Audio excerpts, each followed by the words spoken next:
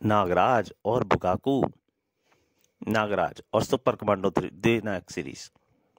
लेखक संजय गुप्ता, संपादन मनीष चंद्र गुप्त। अफ्रीका के जंगल में यह सपेरा कोई बड़ा यज्ञ कर रहा है। मुझे नागलोक का राजा वासुकी चाहिए। सपेरा आहुति पर आहुति डाल रहा था। यज्ञ में अग्नि में आहुति जा रही थी। किसी बहुत बड़े लक्ष्य की प्राप्ति के लिए वह वासुकी को प्रसन्न करने में लगा हुआ था, किंतु उसके मंत्र व आहुतियां कुछ काम नहीं आ रहे थे। नागराज वासुकी अभी तक प्रसन्न नहीं हुए थे। यह देखकर वह उत्तेजित हो उठा। हे नाग सम्राट, अब मैं अपनी जीभ अग्नि में हवाले कर रहा हूं। और उसने अपनी जीभ को चाकू से काट दिया। अगले ही क्षण उसकी कटी हुई जीभ हवन कुंड की अग्नि की ओर लपकी, किंतु सपेरे की जीभ लपलपाती हुई अग्नि तक छू भी न पाई थी। तभी प्रकट हुए नागराज वासुकी। वासुकी की कृपा से सपेरे की जीभ वापस जुड़ गई। भगवान, मुझे शक्ति खड़ग प्रदान कर कृतार्थ करें। शक्ति खड़ग? वो तो समस्त नाग जाति की अमानत है, वह मैं तुम्हें नहीं दे सकता सपेरे। कुछ और मांग लो। तो प्रभु, मेरी बीन में वह ताकत भर दीजिए कि वह किसी भी सर्प को अपने वश में कर सके। वासुकी के मुंह से तत्काल निकला, तथास्तु। और एक शक्ति किरण उनके हाथ से निकलकर अद्भुत सी उस बीन में समाती चली गई। सपेरे ने बीन उठाई और बजाने लगा। पी, क्या कर रहे हो ये तुम? नागराज वासुकी चिल्ला उठे थे। बीन की मस्त धुन के वासुकी को थिरकने को मजबूर कर दिया था। रुक जाओ सपेरे, यह जाती है। परंतु सपेरे लगातार बीन बजाए जा रहा था और वासुकी अपनी ही दी हुई शक्ति में बंध गए। सपेरा झूम झूम कर अद्भुत बीन बजाने लगा।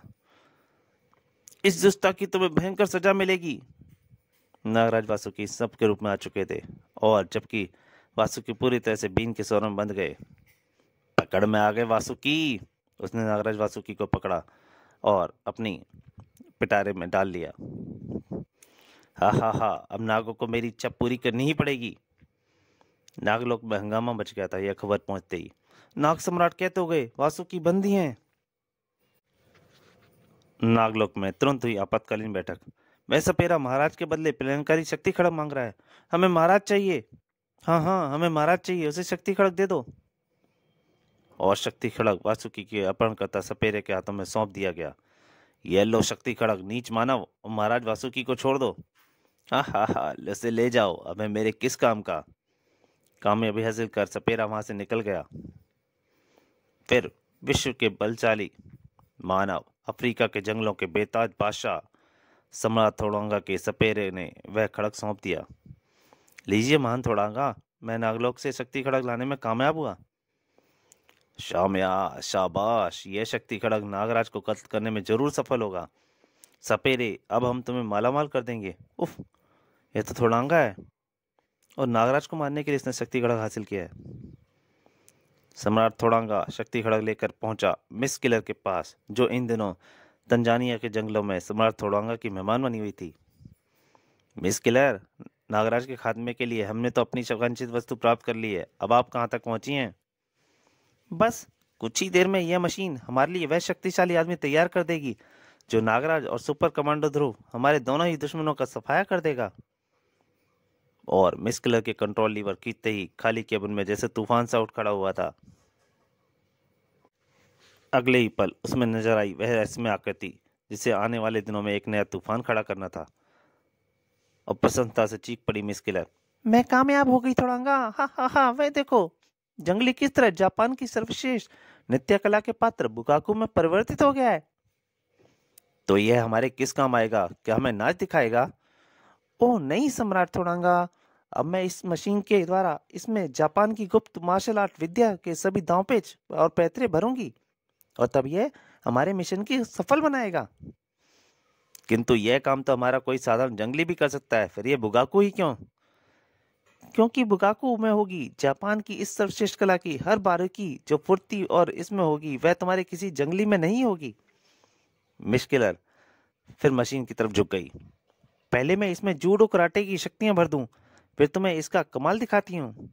हमारे दोनों ही प्रतिद्वंदी मार्शल आर्ट में माहिर हैं, इसलिए उनका मुकाबला करने के लिए यह जरूरी है।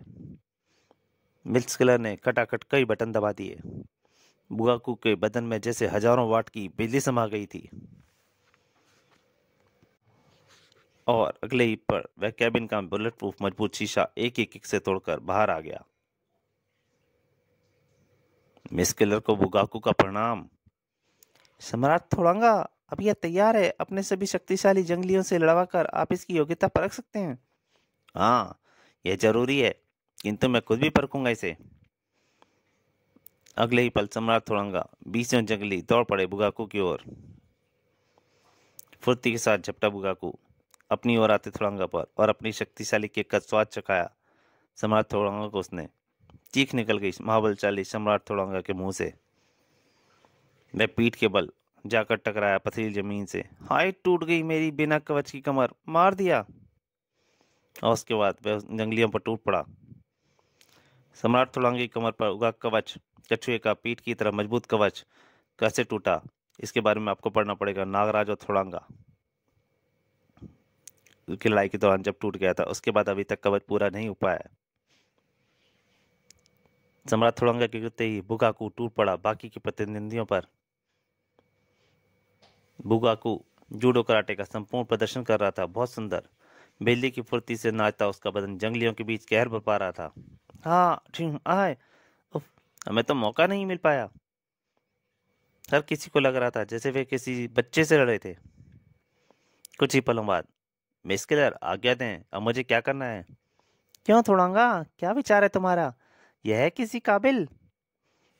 क्यों शर्मिंदा करती हो मिस किलर? बुगाकू ही नागराज को कत्ल करने के काबिल है। समाज थोड़ांगा खड़ा हुआ। यह लो बुगाकू, यह शक्ति खड़क, तुम ही हमारे इसके असली हकदार हो। अब तुम्हें हमारे सबसे बड़े दुश्मन नागराज को पकड़कर हमारे सामने लाना है और फिर यहीं हमारे सामने तुम उसका कत्ल करोगे। यह मेरे बाएं हाथ का खेल है। पलक झपकते ही मैं गायब हो गया। ये कहाँ गया मिस किलर? हा हा हा, यही तो इसकी सबसे बड़ी खूबी है सम्राट थोड़ांगा। बुगाकू ट्रांसमिट हो गया है बम्बई, जहाँ इस वक्त नागकुमारी विसर्पी मौजूद है। जिससे मिलने नागराज वहां जरूर आएगा। बुगाकू जब जहाँ चाहे वहां ट्रांसमिट हो सकता है। अब हम इस स्क्रीन पर देखेंगे नागराज और बुगाकू का टकराव। अब मुझे हमारी जीत और नागराज की हार का विश्वास होने लगा है। इधर असाधारण शक्तियों को स्वामी नागराज जादू के शहंशाह का आतंक समाप्त कर आ गया था हिंदुस्तान। तूतिन खामेन से शानदार टक्कर मैं कभी नहीं भूल सकता। बेसर भी बम्बई शिक्षा ग्रहण करने आई हुई है। अब मैं उससे मिलने उसके हॉस्टल जा रहा हूँ। किंतु हॉस्टल पहुंचकर नागराज को लगा एक झटका। बिसरपी, वह तो 4 दिन से हॉस्टल से गायब है। पुलिस भी थकार कर तो बस बिल्कुल बंद कर चुकी है।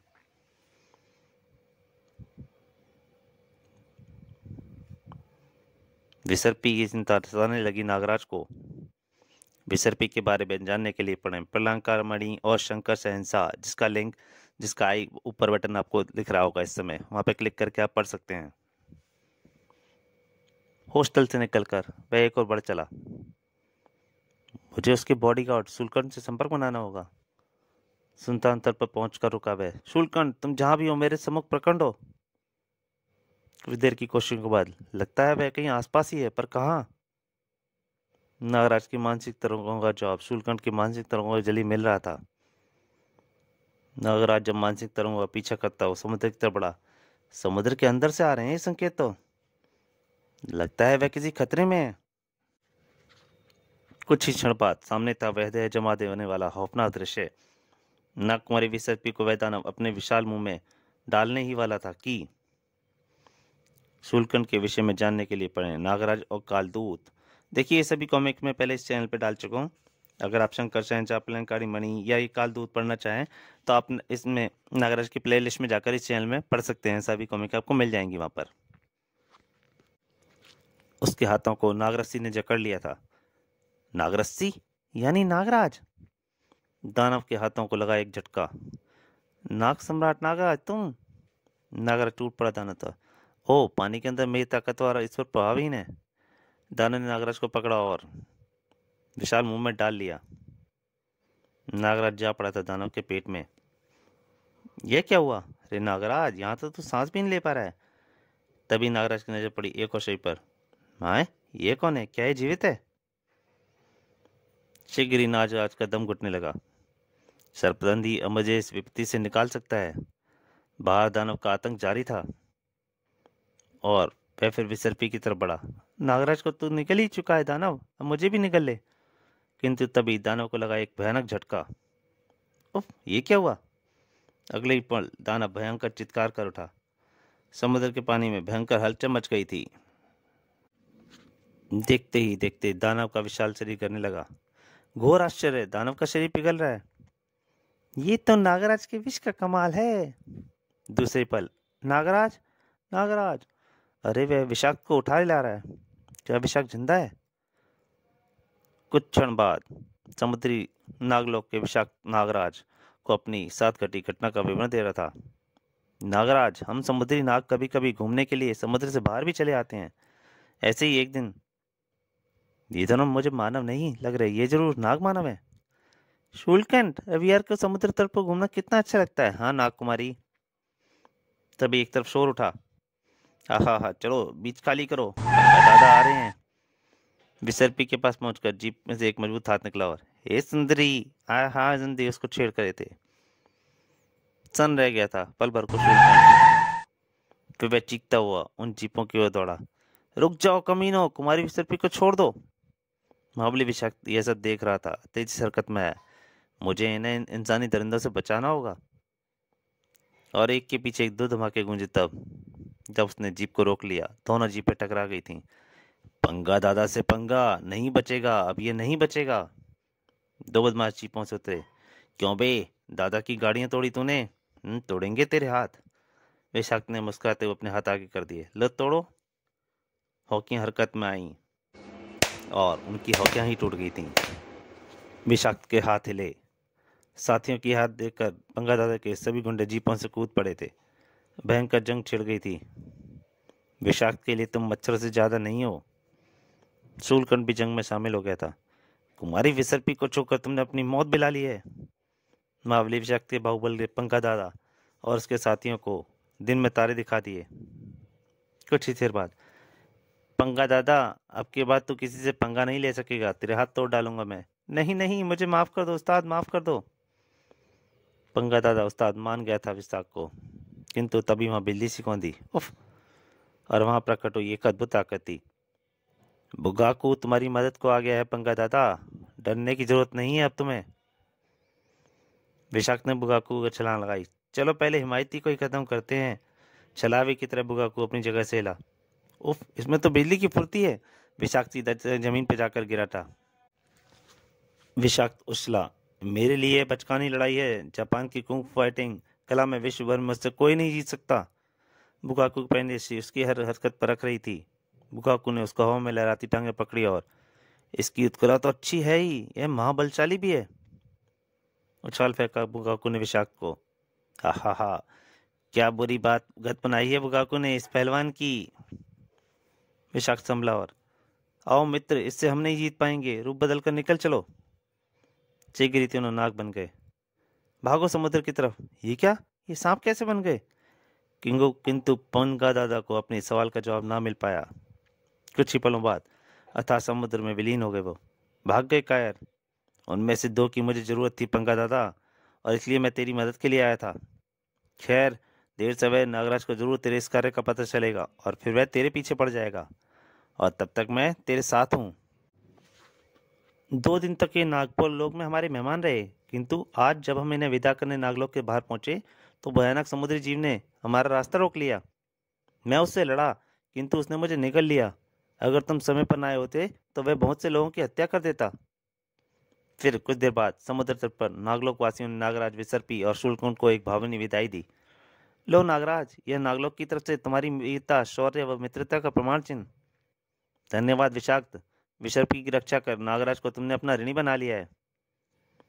विसर्पी को हॉस्टल पहुंचाकर नागराज चल पड़ा पंगा दादा और बुगाकू की खोज में। विसर्पी पर हमला करने वालों को बख्शूंगा नहीं मैं। बम्बई के होटलों, क्लबों, रेस्तरां में पंगा दादा जैसी मशहूर हस्ती को खोज रहे हो। धारावी का मालिक है वो। धारावी? पंगा दादा कसाई था वो पूरा। छोटे छोटे बच्चों पर भी रहम नहीं करता था। हवानियत भरा काम करके वह पलटा। विक्टर, इनके जख्म भर जाएं तो इन्हें भीख मांगने बिठा देना, विकलांगों को भीख अच्छी मिलती है। हा हा हा, ठीक है दादा। तभी एक मवाली ने वहां प्रवेश किया। पंगा दादा, विश्व आतंकवाद का दुश्मन महाबली नागराज आपको ढूंढता फिर रहा है। रूह फना हो गई पंगा दादा की नागराज का नाम सुनकर। क्या? नागराज मुझे ढूंढ रहा है? बड़े अपराधियों को संहारक मुझे छोटे से गुंडे को पूछ रहा है? ऐसा ही होता है अपराध जगत में नागराज का नाम सुनकर। मुझे तो कहीं छुप जाना चाहिए, अंडरग्राउंड हो जाना चाहिए, कांप उठा था वह। तभी एक जोरदार आवाज गूंजी। कहीं नहीं छुपोगे तुम बुगाकू, कहीं नहीं छुपोगे तुम। बुगाकू के रहते तुम्हें डरने की जरूरत नहीं है बुगाकू। फिर पंगा दादा बुगाकू के चरणों में गिर पड़ा। मुझे बचा ले, अपने बच्चे को बचा बोले बुगाकू, नागराज मुझे मार डालेगा। नागराज के लिए ही तो यहाँ आया हूँ पंगा दादा, और उसको अपने साथ लेकर ही जाऊंगा मैं। तभी नागराज ने प्रवेश किया वहां। नागराज आ गया। बुकाकू बोलो मुझे कहाँ ले चलोगे? पर पहले इस कमाई कसाई की मौत का घाट उतारूंगा मैं। नागराज की ठोकर बुगाकू के ऊपर पड़ी थी, परंतु बुगाकू ने नागराज पर कांटे का जबरदस्त वार किया। पंगा दादा तक तेरे कदम नहीं बढ़ने दूंगा मैं। बुगाकू की शक्ति का एहसास हुआ था नागराज को। जोकर समझकर लड़ रहा था मैं तो इससे, ये तो कुंफू का मास्टर है। बुगाकू टूट पड़ा था नागराज पर। कितना सुंदर प्रदर्शन है। उसके बाद बिजली की तेजी से चल रहे थे। बेहतरीन जापानी कराटे हैं ये। नागराज को उठाकर उठाल फेंका था बुगाकू ने। एक बार मौका मिल जाए बस। किंतु नागराज को वो मौका नहीं मिलना था। नागराज को कुंफू कराटे मात देने वाला निसंदेह विश्व का सर्वश्रेष्ठ फाइटर था। किंतु अभी नागराज हारा कहाँ था? उसे जिसे मौके की तलाश थी वह उसे मिला। उसने तेजी से बुगाकू ने नागराज की तरफ उछाला था टायर। नागराज उसी से पकड़ के वापस बुगाकू की तरफ उछल पड़ा था। उतनी तेज से नागराज वापस आया और बुगाकू के सीने में भयंकर गति से टकराई नागराज की किक। नागराज फुर्ती से पलटा पंगा दादा की ओर। पंगा दादा, अब तेरी मौत रोकने वाला जल्दी नहीं उठ पाएगा। नागराज के अगले वार ने पंगा दादा की कनपट्टियों में रौंद दिया। पंगा दादा कसाई, तुझे अभी तड़पा तड़पा कर मारूंगा नीच। गरीब बच्चों की जिंदगी तबाह करता है तू। तो दोस्तों, नागराज और बुगाकू का पहला भाग यहीं तक। इस कॉमिक्स में आपको जल्दी ही सुपर कमांडो रूप भी शामिल होता हुआ दिखाई देगा। और किस किस तरीके से कॉमिक चार्ट चलेगी इसमें आश्चर्यजनक, कहाँ कहाँ पे किस किस तरीके से मिस किलर और थोड़ा नागराज को मारने के लिए और ध्रुव को मारने के लिए कोशिश करेंगे। इस सब के लिए आपको इंतजार करना पड़ेगा नागराज और बुगाकू के अगले अंक का। तब तक के लिए नमस्कार।